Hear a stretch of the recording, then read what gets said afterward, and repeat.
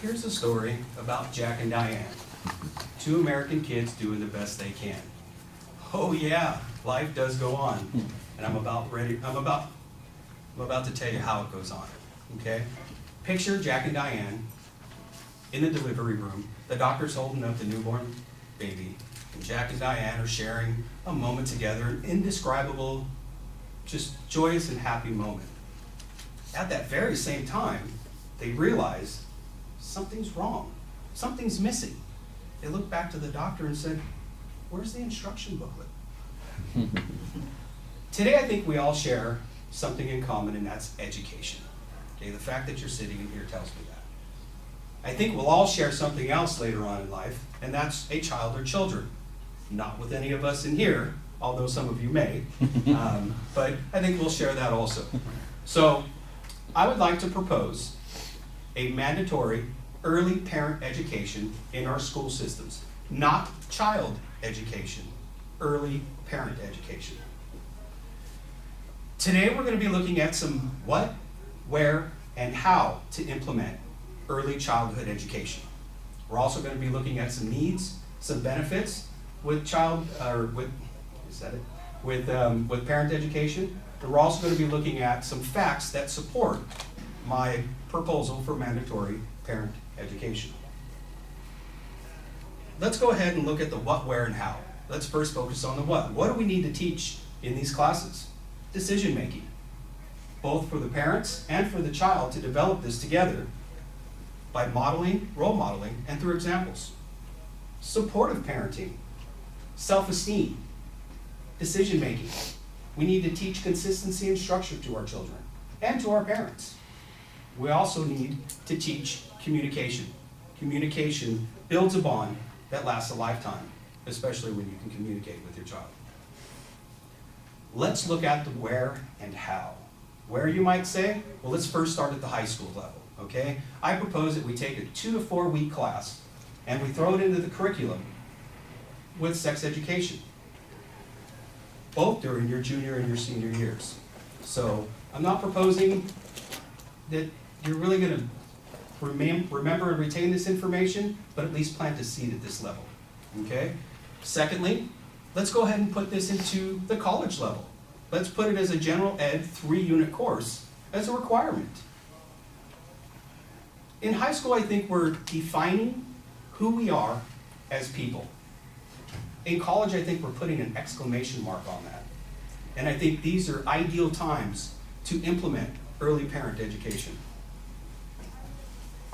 Now that we've looked at the what, where, and how, let's go ahead and look at some needs and some benefits. Here are some skills and tools that parents take for granted or are simply unaware of.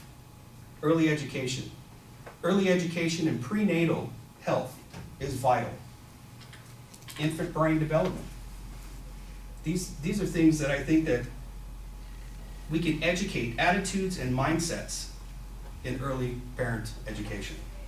Nurturing parents, physically touching your children, physical affection. And later on, I'm going to tell you how not to physically touch your children, okay? We're going to add that in there. But right now, they need your touch. A Brigham Young University report says, interact with your children using language, singing, talking, reading books, mimicking sounds. As you do this, your child will begin to understand it's a two-way communication and that it's essential for them and that they can participate in this communication. You need to create a rich environment. I do this with my own child and make sure that the things that are on the TV are educational. They're interacting.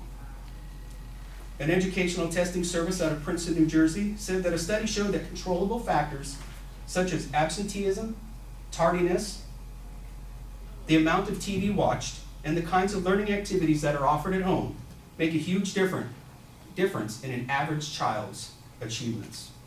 Reading to them from day one. I do this with my 3-year-old, and I've seen the results from this. He can sight read and memorize a lot of Dr. Seuss books. It's absolutely amazing from day one. The National Academy of Education in Washington, D.C. says the single most important activity for building knowledge required for eventual success in reading is reading aloud to your children. Good nutrition. let's face it, today we live in a fast-paced world, okay? And you have control over this. And I think this will help combat things such as child obesity and bad eating habits. Discipline. Let's learn to redirect. We need to teach redirection rather than physically harming our children. As we do this, we're teaching them violence. And as we teach them violence, what are they going to grow up to do? We're modeling violence. Let's not teach our children violence. Let's model redirection. Parental involvement is a must to succeed in being a parent. The U.S. Department of Education in Washington, D.C. says studies show that schools, which I'm implementing and proposing here today, must take a lead in actively pursuing parental involvement. Amy Weisberg, a mother, a teacher who has a bachelor's in sociology from UC Santa Barbara, says, hold parents accountable. Let's look at some more needs. We need to prevent abuse and teen pregnancy. According to the Child Abuse Prevention Center, get this, 750,000 teenagers are going to get pregnant this year. It's amazing. And that's going to lead to inconvenient parenting. Why? Because they're young. They don't have the skills. So I'm proposing that we have this education in our school systems so that we can get rid of things like this. Maybe even put things in like MTV 16 and Pregnant, because this really shows us what the young people are going through and the real life situations that they're having to deal with. It's real life. If you get a chance, check it out, if you haven't already. Now that we've looked at some needs and benefits, we're going to go ahead and jump into some facts supporting my mandatory early parent education. According to the Child Abuse Prevention Center, the U.S. has the highest teen birth rate in the industrialized world. And California has one of the highest rates in all the nation. As I said before, 750,000 teenagers are going to get pregnant this year. 2/3, or 500,000 of them, are not going to finish high school. Where are they going to get educated at? We're creating a vicious circle here. Teenage pregnancy costs the United States $7 billion. My proposed mandatory parental education can help lower some of these numbers. Maybe not all of them. Sure, we're going to spend some money on that, but $7 billion? Here's some more facts on abuse and some more reasons for my mandatory parental education. Abused children are 25% more likely to experience teen pregnancy. I don't know if you guys can see, we got a vicious circle forming here. It's a vortex. 78% of victims of child abuse related fatalities were 1 to 3-year-olds. 3/4 of the deaths were caused by one or more parents. And I'm sure through lack of some education here. 79% of adults committing abuse against children are their parents. It's amazing. Another stat, 80% of young adults who have been abused meet the diagnostic criteria for at least one psychiatric disorder before you're 21. Depression, anxiety, eating disorders, and PTSD, post-traumatic stress disorder. Today, we have reviewed some where, what, and how to implement my proposed mandatory parental education. We've also looked at some needs, and we've looked at some benefits.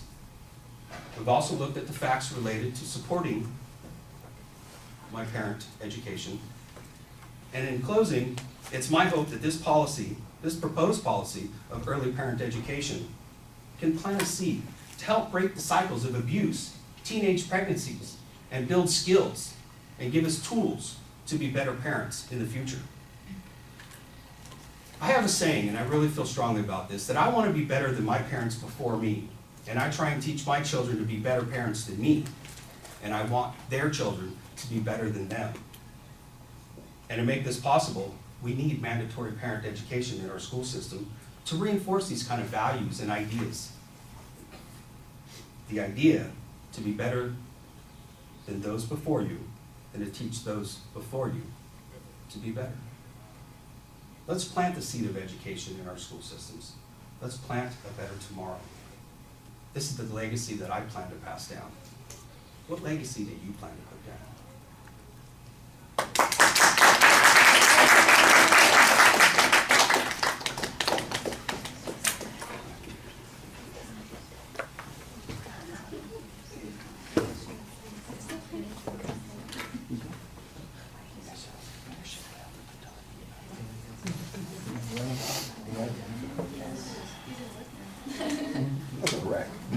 David, what did you think? I liked his presentation. He had great eye contact and use of, he hardly uses cards, only to look at small moments. His flow was really, really smooth. It was easy to follow because of the structure and your change in pitch, and what else? Your energy helps with keeping us paying attention. But the only problem I had was you tend to look up when you need to recall things. Like you just look up and then it kind of helps against like credibility, I guess. And that's what I have on that. Okay. Well, I think the delivery things are all pretty solid. I don't, with the looking up thing, I didn't see that as being particularly problematic. The opening section, I think we had a little bit of that sort of swaying body movement thing that we talked about before, but probably a minute into the speech, 2 minutes into the speech, it wasn't there anymore. I think that's just that nervous energy coming out, and you're getting going and that sort of thing. And then I thought you settled down pretty well. So I don't have a lot of comments about the delivery issues. The structure and content, I think, need a little bit of tweaking here, because it feels to me like you have introduced a solution to a problem that we haven't been given yet. You start off talking about, here's what we need to have, here's what it should consist of, here's what all these goals are, and I'm going, no, why do we need to do this? What's going on here? And then later on you start talking about those things, but to me it feels sort of backwards, the way you're going. I need to know what it is that's a problem first before I need to know why it is I should be fixing it and how it is I could be fixing it. So that seemed to me like it was a little bit out of sequence. The other thing that I think you need to develop more is the problem itself, because you are in a lot of different places with these problems. There's child abuse stuff that's going on here that you're talking about. There's educational development that's going on. And you seem to be suggesting that at the root of these things is a lack of preparation by parents. That's the part that I think you need to develop. Where's the proof that the reason that kids aren't developing is because their parents aren't reading to them? Where's the proof that tells me that the reason parents are abusive is because they don't have alternative ways of engaging in discipline? They haven't learned how to do those kinds of things. And then the emotional element of it, I think, you get a little bit of that because you share a personal story with your reading to your own child, and I think that helps a little bit. But I think maybe it sounds a little awkward, but the statistics on child abuse, well, I mentioned it before. Statistics are numbers. A story is something that's going to be compelling. It's going to pull us in emotionally. And I really feel like we're just getting the numbers here. And if you could, you started off talking about Jack and Diane. Jack and Diane, you guys know that's a song, right? Yeah. Okay, just want to make sure, because, it's an older song, and, sometimes people don't, you come from a different generation, sometimes you don't recognize it. But if you talk about Jack and Diane, you could use that as a serial example throughout the speech, and, even if it's a hypothetical. When Jack and Diane discovered that they were pregnant, they didn't worry about getting prenatal nutrition and those kinds of things. And here's some of the problems that they ran into in the first few months when they had a kid. And, then you could talk about, here are statistics about how kids don't get taken care of the right way, and they don't see the doctor, they don't get enough nutrition. And then before their kid was in preschool, they didn't realize that they could be doing something to develop their child. Most parents, for instance, the younger the parents are, the less likely they are to read to their kids. I'm lucky, I'm reading to my kid and doing these kinds of things. But a lot of parents don't do that, and here's some numbers on that kind of thing. You know, and then when Jack and Diane get frustrated with their kid, what the heck happens? They take them out and beat them, and you know, or whatever they do. I mean, I think if you had some stories, and even if it's just this hypothetical serial example that you use, it would be a little bit more emotionally involving. So the structural issue, I think, is it's a little bit backwards. I think you need to work more on the problem. The source of the problem is that the young parents especially are underprepared. And then the one other thing, where's the proof that any kind of this education ever works? You know, is there a program, an example, a model that you could go to and say, you know, when parents get this kind of training, they're better parents as a result. You know, if there's a school district that does something like this, or even if there is it doesn't have to be a school-associated program. I remember when I was, I don't know, ancient history, you know, when I was in college and getting out of school and thinking about a family and all that kind of stuff, there were classes called parent effectiveness training that you could go to, and I'll bet there's some data on programs like that, and I think we need a little bit of that. So information on that. yeah. So you've got a good idea here. It's pretty well developed, but it's missing. You know, it needs some things. You know, the presentation I think is good. The content itself needs a little work. I'm sorry, we went a little long.